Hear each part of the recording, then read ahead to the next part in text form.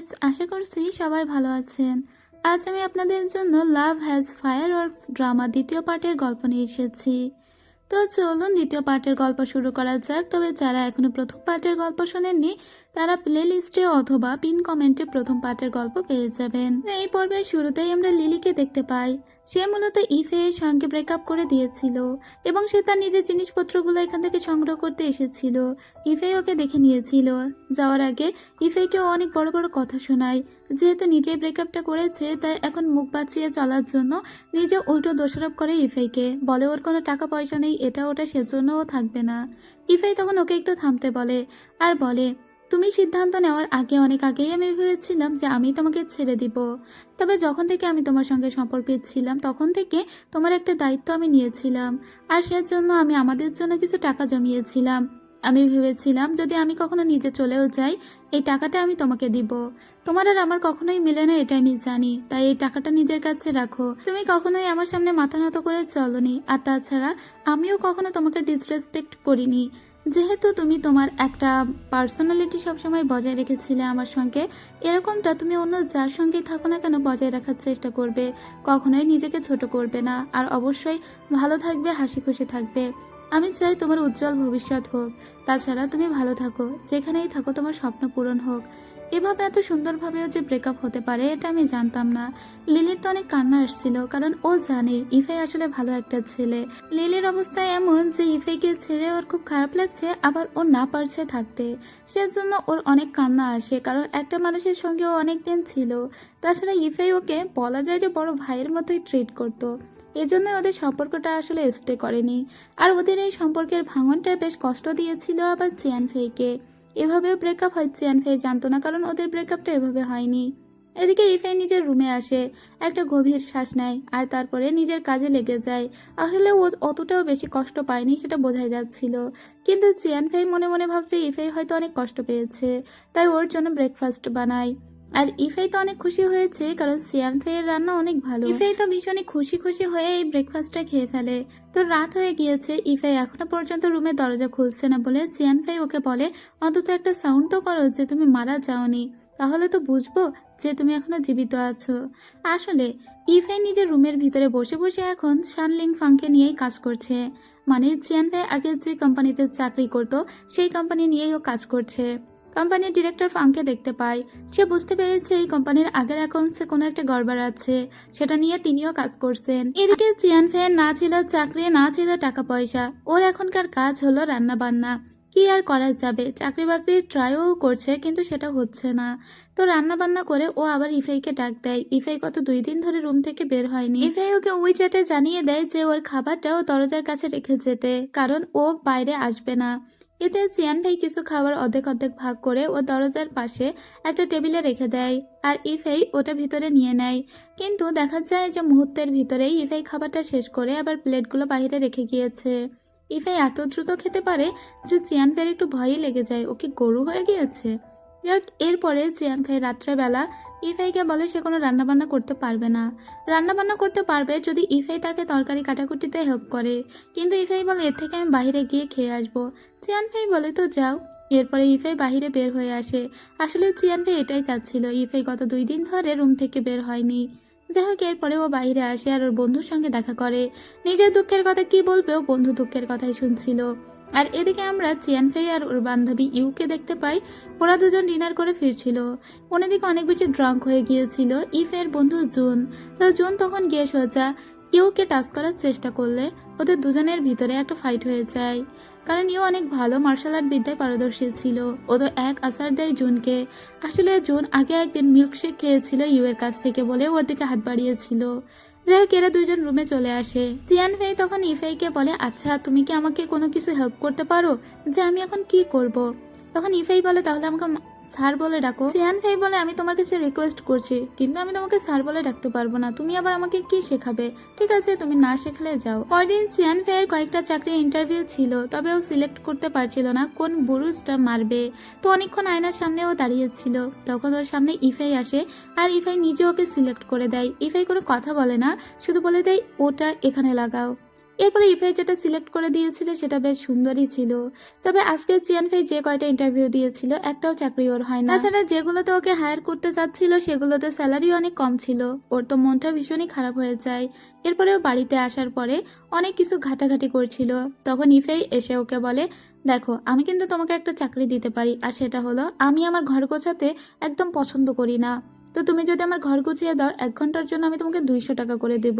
দেখো একেবারে বেকার থাকার চেয়েও কিন্তু এটা ভালো চাকরি। তাছাড়া তুমি অনেক ভালো রান্না করতে পারো, তো তুমি কিন্তু ওই চাকরিটাও নিতে পারো, এর জন্য আমি তোমাকে টাকা দেবো। এইসব শুনে চিয়ানফের প্রচন্ড রাগ হচ্ছিল। ইফেই ওকে কেন এসব বলছে, কাটা খায় নুনের ছিটা দিচ্ছে এরকম হচ্ছে, কিন্তু ইফেই তো বলেই চলেছিল। পরদিন চিয়ানফে রাত্রেবেলা আবার বাহিরে বের হয়। আসলে ও কি করবে, কোথায় যাবে? তাছাড়া মানুষের তো জীবন ধারণের জন্য একটা খরচ আছে, ওর এখন কোনো টাকা পয়সাও ছিল না।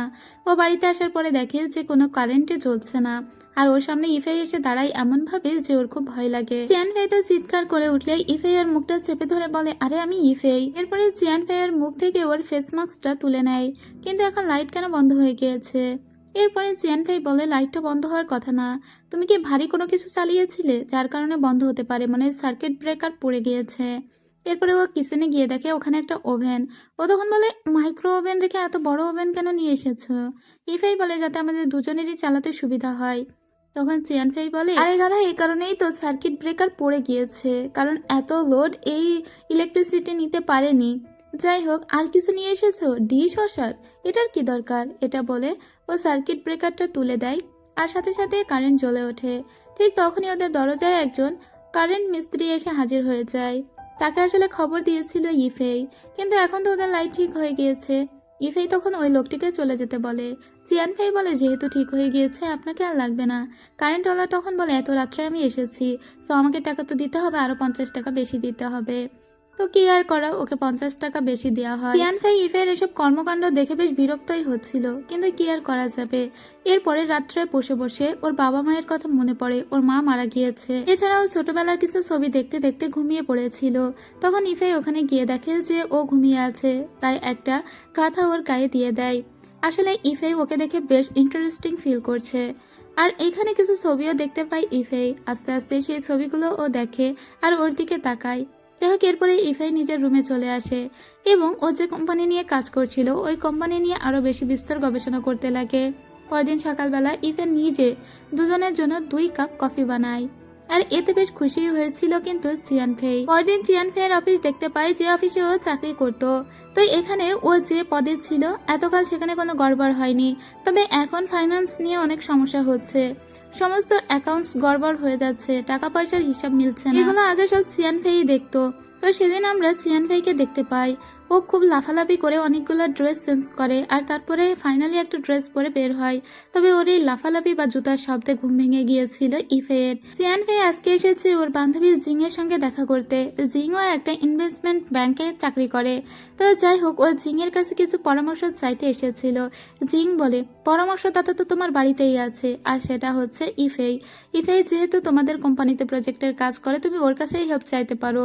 ও তখন মনে মনে ভাবে, এটা কি সত্যি ঠিক হবে?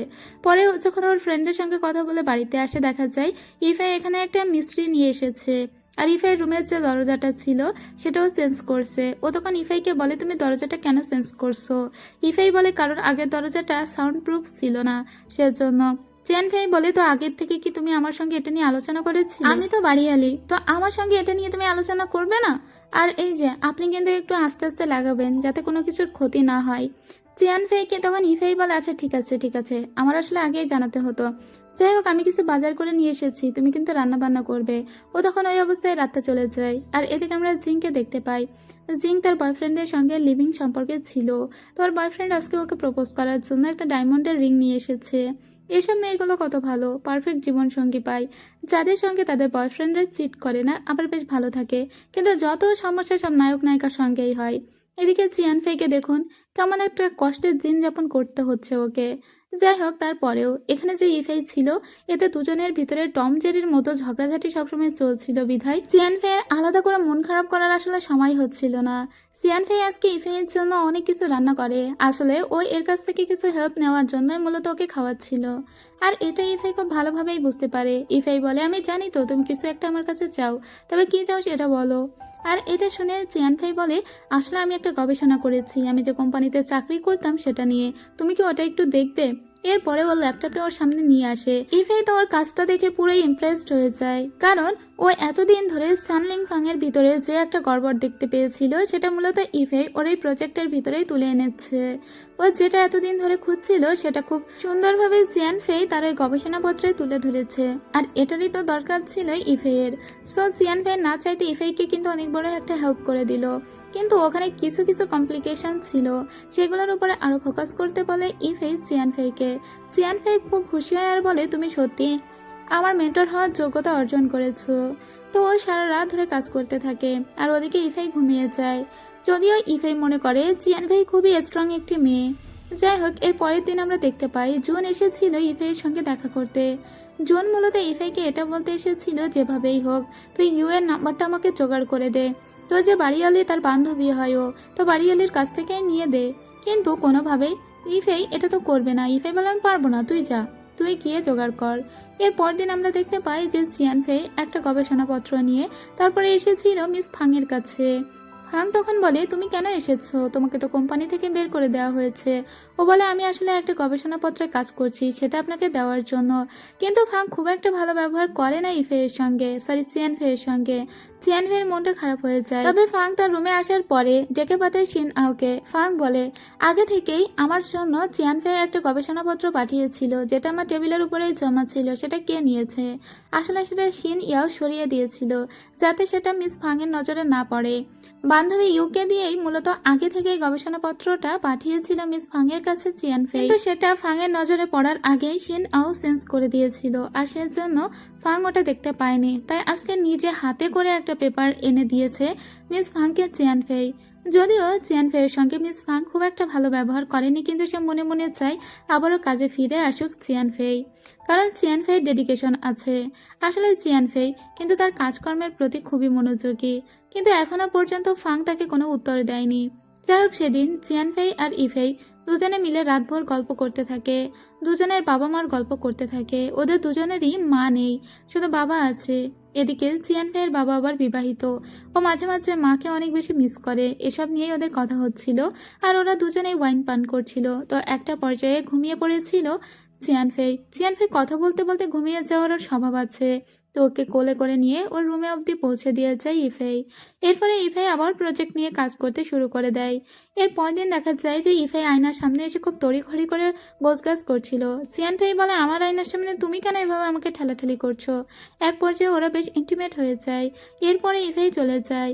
ইফেইয়ের মূলত মিস ফাংয়ের সঙ্গে আজকে একটা মিটিংয়ে অ্যাটেন্ড করার কথা ছিল। আবার মিস ফাং কিন্তু জিয়ানফেইকে একটা টেক্সট দিয়ে জানিয়েছে সে যেন আজকে তার সঙ্গে দেখা করতে আসে। তো কিছুক্ষণ পরে গোছগাছ করে জিয়ানফেই দেখা করতে আসে। জিয়ানফেই ভেবেছিল যে চাকরিটা বোধহয় ওর হয়েই যাবে, কিন্তু না, মিস ফাং খুব একটা ভালো ব্যবহার ওর সাথে করে না। এদিকে ইফেই খুব ভালো করেই বুঝতে পারে আজকে যে প্রজেক্ট নিয়ে কথা হচ্ছিল, এই প্রজেক্টটা মূলত রেডি করেছে জিয়ানফেই নিজে, কারণ এই প্রজেক্টটা ও বাড়িতেই দেখেছে, আর সেজন্যই এটা ওর বেশ চেনা। তো বুঝতে পারে যে মিস ফাংও তাহলে এই বিষয়টা নিয়ে কাজ করছে। এরপরে জিয়ানফেইকে দেখানো হয় ও মিস ফাংয়ের সঙ্গে কথা বলতে যায়। মিস ফাং বলে, তোমার প্রজেক্টটা আমার খুব ভালো লেগেছে, তুমি যে আমাদের কোম্পানি নিয়ে এত কিছু উদ্ধার করেছো সেটাও ভালো লেগেছে। আসলে একটা গড়বড় এই কোম্পানিতে আছে এটা ঠিক, তবে এই মুহূর্তে আমি তোমাকে কাজে নিতে পারছি না, কারণ এখনো পর্যন্ত তোমার ওই কোয়ালিটি হয়নি যাতে তুমি আমার টিমে জয়েন করতে পারো। আর সেজন্য তুমি যে প্রজেক্টের উপরে কাজ করছো সেটার আরো গভীরে যাওয়ার চেষ্টা করো, তাহলে তুমি আমার টিমে হয়তোবা ঢুকতে পারবে। এতে জিয়ানফেইয়ের মন খারাপ হয়ে যায়, কারণ আজকেও ও আশানুরূপ কোনো উত্তর পায়নি, সো ওকে আরো বেশি কাজ করতে হবে। এরপরে ও মন খারাপ করে ওখান থেকে চলে আসে। বাড়িতে এসে ওই প্রজেক্ট নিয়ে আরো বেশি ঘাটাঘাটি করতে শুরু করে। তার মানে ওদের কোম্পানিতে আগে থেকেই কিছু টাকা পয়সা নিয়ে ঘাটতি ছিল, আর সেটা কোনোভাবে চাপা দেওয়া হয়েছে। তবে এসব বিষয়ে আগের অনেক যেসব অফিসাররা ছিল তারা জানে। তো এমনই একটা অফিসারের সন্ধান পেয়েছিল জিয়ানফেই, যিনি এখন চেংদু শহরে থাকে। তো জিয়ানফেই মনে মনে ভাবে ওই লোকটির সঙ্গে দেখা করতে হবে, কিন্তু চেংদু শহরে তাহলে তো ওকে যেতে হবে। সেজন্য খুব দ্রুত করে একটা টিকিট বুকিং করে ফেলে, যাতে আগামীকাল সকালেই যেতে পারে। এটা ওর জন্য এক প্রকার ট্রিপও হয়ে যাবে। তো সকাল সকাল ব্যাকপ্যাক নিয়েও বেরিয়ে পড়ে, কিন্তু এয়ারপোর্টে গিয়ে ওর দেখা হয়ে যায় ইফেইয়ের সঙ্গে। ইফেইকে বলে, তুমি এখানে? ইফেই ওকে বলে, হ্যাঁ, আমাদের আবারও দেখা হয়ে গেল। আসলে আমি একটা বিজনেস মিটিংয়ে যাচ্ছি চেংদু শহরে। তো আমার মনে হয় তুমিও চেংদু শহরে যাচ্ছ, তো চলো আমরা বরং একসাথেই যাই। এরপরে ওরা একই সঙ্গে প্লেনে ওঠে। আর ওরা যে একই বিষয় নিয়ে কাজ করছে সেটা তো আগে থেকেই আন্দাজ করতে পেরেছিল ইফেই। যদিও চিয়ান ফেই ওর কাজকর্ম ইফেইকে তেমন একটা দেখাচ্ছিল না। ইভেন ওরা যখন প্লেন থেকে নামে তখনও ওরা দুইজন দুই পথে চলে যায়।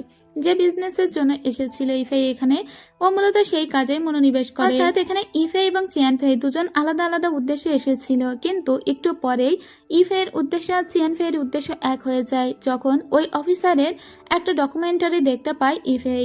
তারপরে সোজা চেংদু শহরে সেই মুন ভিলেজ নামের একটা গ্রামে চলে আসে ইফেই, মূলত এখানে সেই পুরাতন অফিসারের সঙ্গে দেখা করতে।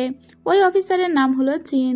তো এখানে চীন নামে কাউকে এভাবে তো খুঁজে পাওয়া সম্ভব না, তারপরেও গ্রাম যেহেতু সেজন্য একটা লোক চীনের বাড়ি দেখিয়ে দেয়। এই হলো সেই অফিসার যে আগে শানলিং ফাং কোম্পানিতে চাকরি করত। ইফেই তার হেল্প চায় আর বলে আপনি যেহেতু ওখানে চাকরি করতেন ওখানকার সম্পর্কে অনেক কিছুই জানেন। তবে এই লোকটি ওকে হেল্প করতে অস্বীকৃতি জানায় আর বলে ওই মেয়েটিও এখানে এসেছে। দেখা যায় যে ঘরের ভিতরে এসে ইফেই চিয়ান ফেইকে দেখতে পায়। ইফেই বলে তুমি দেখছি আমার চেয়ে এক কদম উপরে চলো। চিয়ান ফেই বলে আমি তো এই উদ্দেশ্যে এখানে এসেছি, আগে থেকে জানতাম। ইফেই বলে কিন্তু উনি তো আমাদের হেল্প করবেন না, তাহলে এখন কি করা যাবে? সো কি আর করা যাবে, মানুষের ইচ্ছার বিরুদ্ধে তো কোনো কিছু করা যায় না। ওদের দুজনকেই বের করে দেওয়া হয়। কিন্তু এই মুহূর্তে ওরা কোথায় থাকবে তা একটা পাহাড়ের পাদদেশে ছিল। আর তখনই দেখা যায় গ্রামের মানুষজন হই হুল্লোড় শুরু করে দিয়েছে। গ্রামের একটি ছেলেকে নাকি খুঁজে পাওয়া যাচ্ছিল না। তবে ইফেই আর চিয়ান ফেই ওই ছেলেটিকে উদ্ধার করে খুঁজে তাদের কাছে ফিরিয়ে দেয়। এতে গ্রামবাসী ওদের দুজনের কাছে অনেক কৃতজ্ঞ থাকে। আর ওই লোকটিও তখন মনে মনে বলে যে ঠিক আছে, তোমরা যে হেল্প চাইছিলে আমি সেই হেল্প তোমাদের করব। তো ওরা এখন বেশ খুশি হয়ে যায়। এরপরে ওরা দুজনেই ফিরতে শুরু করে, কারণ ওদের যে কাজ করতে এসেছিল ওরা সেই কাজ অনেকটাই লাঘব হয়ে গিয়েছে। এরপরে ওরা যখন রাত্রে ফিরছিল তখন তো ইফেই চিয়ান ফেইকে অনেক ভয় দেখাচ্ছিল যে পাহাড়ি রাস্তায় নাকি ভূত থাকে এটা ওটা, কিন্তু চিয়ান ফেই ঘুমিয়ে পড়েছিল। তো ইফে অনেকক্ষণ ড্রাইভ করে। এরপরে চিয়ান ফেইয়ের ঘুম ভাঙার পরে ও বলে ড্রাইভ আমি করব। এরপরে ও ড্রাইভ করতে শুরু করে আর ইফেই ঘুমিয়ে পড়ে। 2 ঘন্টার মতো ড্রাইভ করার পরে ইফেইয়ের ঘুম ভাঙে। ইফেই বলে বাবা আমি তো তোমাকে বলেছিলাম 15 মিনিটে আমাকে জাগিয়ে দেবে, 2 ঘন্টা হয়ে গেল। এবার ইফেইয়ের সঙ্গে চিয়ান ফেই কথা বলতে গিয়ে ওর দিকে তাকায়, আর এই তাকানোর কারণেই ওদের গাড়িটা অন্যদিকে ঘুরে যায় এবং যেখানে নিচে একটা পুকুর ছিল সেই পুকুরের পাশে গিয়ে ওদের গাড়িটা থমকে যায়। তবে গাড়িটা রাস্তা থেকে অনেকটা নিচে নেমে গিয়েছিল এবং 4টা চাকায় আটকে গিয়েছিল। আর একটু হলেই তো ওরা পুকুরের পানির ভিতরে গিয়ে পড়তো। চিয়ান ফেই তো ইফেইকে বকাঝকা করে আর বলে তুমি কথা না বললে এরকমটা হতো না। ইফেই বলে আমি কথা বললাম বলেই তো এই গাড়িটা থামানো গেল, না হলে তো পানির ভিতরে গিয়ে পড়তাম। দেখি কি করা যায়। ও নিজে গাড়িটাকে উপরে তোলার অনেক চেষ্টা করে কিন্তু পারে না। এই মুহূর্তে ওরা কি করবে, কারণ ওরা আছে প্রায় পাহাড়ের ভিতরে, এখান থেকে লোকালয়ে হেঁটে যেতে গেলেও অনেক টাইম লাগবে। তো চিয়ান ফেই তখন কোনো নেটওয়ার্কও পাচ্ছিল না ফোনে। ও একটা হিসাব করে যে পথে এসেছিল সেই পথ বরাবর যদি ওদেরকে হাঁটতে হয় তাহলেও প্রায় 12 কিলোমিটারের মতো হাঁটতে হবে। সেটা তো সম্ভব নয়, বরং এখন ওদের এই গাড়িতেই থাকতে হবে। আগামীকাল সকালে শহরে গিয়ে কারো একজনের কাছে হেল্প চাইতে হবে, এছাড়া ওদের করার কিছুই নেই। ইফাই বলে বাহ তুমি তো দারুণ ক্যালকুলেশন করতে পারো।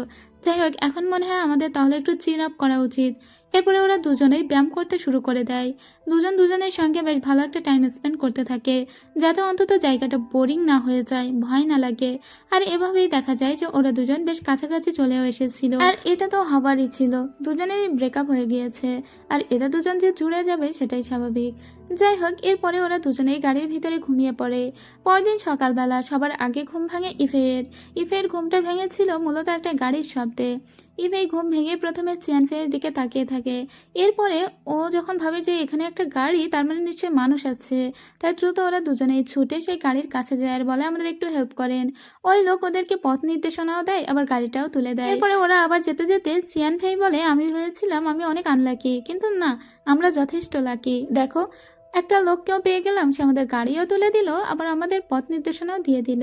ইফাই তখন বলে না না তুমি নাও, আসলে আমি হলাম লাকি স্টার। হোক যে লোক ওদের হেল্প করতে চেয়েছিল সেই লোক আবার ওদের নকও করে। এভাবে ওরা তো যে কাজ করতে এসেছিল সেটা হয়ে যায়। এরপরে এয়ারপোর্টে এসে বসে থাকে, কিন্তু এখান থেকে অনেক কিছু মার্কেট করেছে আবার ইফে, এবং ইফের একটাই চিন্তা বাড়িতে গিয়ে চিয়ান ফেই যেন আগে রান্না করে, ওর রান্না খেতে খেতে অভ্যস্ত হয়ে গিয়েছে। তখন ইফের কাছে একটা কল আসে, সেখানে জানানো হয় ওর বাবা নাকি অনেক বেশি আঘাত পেয়েছে পড়ে গিয়ে, তাই দ্রুত করে ওকে বাড়িতে ফিরতে বলা হয়। ও দ্রুত করে বাবার সঙ্গে দেখা করতে চলে আসে, কিন্তু এসে দেখে ওর বাবা একদম সুস্থ আছে আর কুকুরের সঙ্গে খেলছে। ও তখন প্রচণ্ড রেগে গিয়ে বলে, কত তাড়াহুড়ো করে আমি এসেছি তুমি জানো? ওর বাবা বলে, এটা তো সত্যি, কারণ আমার পা সত্যি মুচকে গিয়েছিল, তবে সেটা বিশেষ কিছু ছিল না। এরপরে ইভাই খুব রেগে মেগে বলে, আমি চলে যাচ্ছি। ওর বাবা বলে ডিনার করে যেতে। আর এদিকে চিয়ান ফের রুমে চলে এসেছিল আর এসেই সমস্ত কিছু গোছগাছ করে কাজ শুরু করে দেয়। আর এর সাথে সাথেই দ্বিতীয় পার্টের গল্প শেষ হয়ে যায়। তো কেমন ছিল দ্বিতীয় পার্টের গল্প অবশ্যই জানাবেন। আসলে ড্রামার হেভি কোনো একটা গল্প নেই, খুব সাধারণ সিম্পল গল্প। কর্পোরেট বা চাকরির জীবনে মানুষের জীবনটা আসলে কেমন চলে এইসব নিয়েই মূলত এই ড্রামার গল্প। এর ভিতরে রোমান্টিকতা জুড়ে দেওয়া হয়েছে। যাই হোক, পরবর্তী পার্ট খুব দ্রুতই আসবে। ততক্ষণ সবাই ভালো থাকবেন, সুস্থ থাকবেন। আর যারা আমার এই চ্যানেলে একেবারে নতুন তারা চ্যানেলটিকে সাবস্ক্রাইব করে রাখবেন। তো আজ এখানেই শেষ করছি, দেখা হবে নেক্সট পার্টে। খোদা হাফেজ।